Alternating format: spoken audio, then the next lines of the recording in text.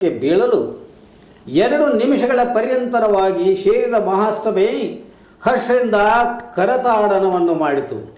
ಆವಾಗ್ಗೆ ನಾನು ನನ್ನ ಭಾರತಾಂಬೆಯನ್ನು ಸ್ಮರಿಸುತ್ತಾ ಗುರುದೇವರಿಗೆ ಶಿರವಾಗಿ ನಮಸ್ಕರಿಸಿದೆ. ಅಂದಿನ ನನ್ನ ಭಾಷಣ, ಪ್ರಿಯ ಬಂಧುಗಳೇ, ಹಿಂದೂ ಎಂಬುದೊಂದು ಧರ್ಮ ಮಾತ್ರವಲ್ಲ, ಇದು ಒಂದು ಜೀವನ ವಿಧಾನ. ಸಕಲ ಧರ್ಮಗಳ ಸಾರವು ಹಿಂದೂ ಧರ್ಮದಲ್ಲಿ ಅಡಕವಾಗಿದೆ. ಕಾರಣ, ಪ್ರತಿಯೊಬ್ಬ ಧರ್ಮದ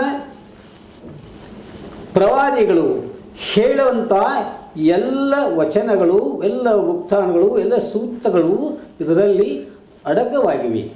ಅದಕ್ಕಾಗಿ ನಾನು ಕೇವಲ ಹಿಂದೂ ಧರ್ಮದ ಸನ್ಯಾಸಿ ಅಲ್ಲ, ನಾನು ವಿಶ್ವಧರ್ಮದ ಸನ್ಯಾಸಿ. ಇಡೀ ವಿಶ್ವವೇ ನನ್ನ ಕುಟುಂಬ, ಎಲ್ಲರೂ ನನ್ನವರೇ. ನಾವು ವಿಶ್ವಮಾನವರಾಗಬೇಕಾಗಿದೆ. ಕಾರಣ, ಈ ಸಂದೇಶವನ್ನು ಸಾರುವುದೇ ನಮ್ಮ ಭಗವದ್ಗೀತೆ. ಇಂಥ ಒಂದು ಪುಣ್ಯ ಸಭೆಯಲ್ಲಿ ಭಗವದ್ಗೀತೆಯನ್ನು ತಳಪಾಯವಾಗಿ ಇರಿಸಿದ್ದೀರಿ. ಅಂದರೆ ಅದರ ಮೇಲೆ ಎಲ್ಲ ಧರ್ಮಗಳ ಗ್ರಂಥಗಳು ನಿಂತಿವೆ. ಹೀಗಾಗಿ ಭಗವದ್ಗೀತೆಗೆ ನಾವು ಪ್ರಾಮುಖ್ಯತೆಯನ್ನು ಕೊಡುತ್ತೇವೆ. ಜೈನರ ಜೀರ್ಣೋ, ಮೊಹಮ್ಮದಿಯರ ಪೈಗಂಬರನೋ, ಇಲ್ಲವೇ ಬೌದ್ಧರ ಬೌದ್ಧನೋ, ಇನ್ನಿತರ ಯಾವುದೇ ಧರ್ಮದ ಪ್ರವಾದಿಗಳು ಸಾರಿರುವಂಥ ಸರ್ವ ಸಂದೇಶಗಳನ್ನು ನಮ್ಮ ಹಿಂದೂ ಧರ್ಮದ ಭಗವದ್ಗೀತೆಯಲ್ಲಿ ಅಡಕವಾಗಿವೆ. ಭಗವದ್ಗೀತೆಯ ಯಾವುದೇ ಒಂದು ನೀವು ಪುಟವನ್ನು ತಿರುವಿ ನೋಡಿದರೂ ಕೂಡ ನಿಮ್ಮ ಮನಸ್ಸಿಗೆ ಸಮಾಧಾನ ಉಂಟಾಗುತ್ತದೆ.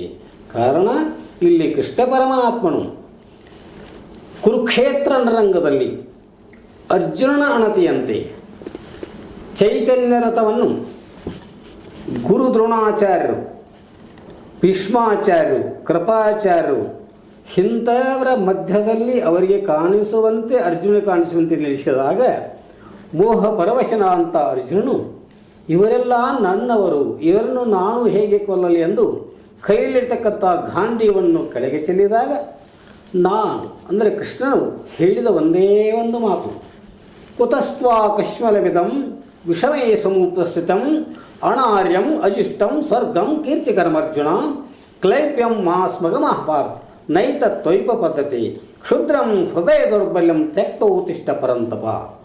ಈ ಒಂದೇ ಒಂದು ಮಾತನ್ನು ಶ್ರೀಮದ್ ವೇದವ್ಯಾಸರು 18 ಅಧ್ಯಾಯಗಳಲ್ಲಿ ಬರೆದು ಕರ್ಮಯೋಗ, ಉಪಾಸನ ಯೋಗ, ಜ್ಞಾನ ಮಾರ್ಗಗಳಿಂದ ಇಡೀ ವಿಶ್ವವನ್ನೇ ಸಂಚಲನಗೊಳಿಸುವಂತೆ ಎಲ್ಲರನ್ನೂ ಜಾಗೃತ ಮಾಡಿದ್ದಾರೆ.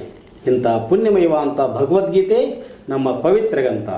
ಹಿಂದೂ ಧರ್ಮ ಇದು ವಿಶ್ವಕ್ಕೆ ಸಾರುವಂಥ ಸರ್ವಧರ್ಮಗಳ ಸಮನ್ವಯವಾಗುವಂಥ ಪವಿತ್ರವಾದಂಥ ಧರ್ಮ.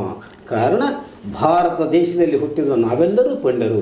ಕಾರಣ, ಸರ್ವರಿಗೂ ಸುಖವಾಗಲಿ ಎಂಬುದೇ ನಮ್ಮ ಧ್ಯೇಯ. ಜೈ ಜಗತ್, ಜೈ ಭಾರತ ಮಾತಾ, ಜೈ ಹಿಂದೂ ಪರಿಷತ್. ಸರ್ವರಿಗೂ ಸುಖವಾಗಲಿ. ಸರ್ವೇ ಜನ ಸುಖಿನೋ ಭವಂತು.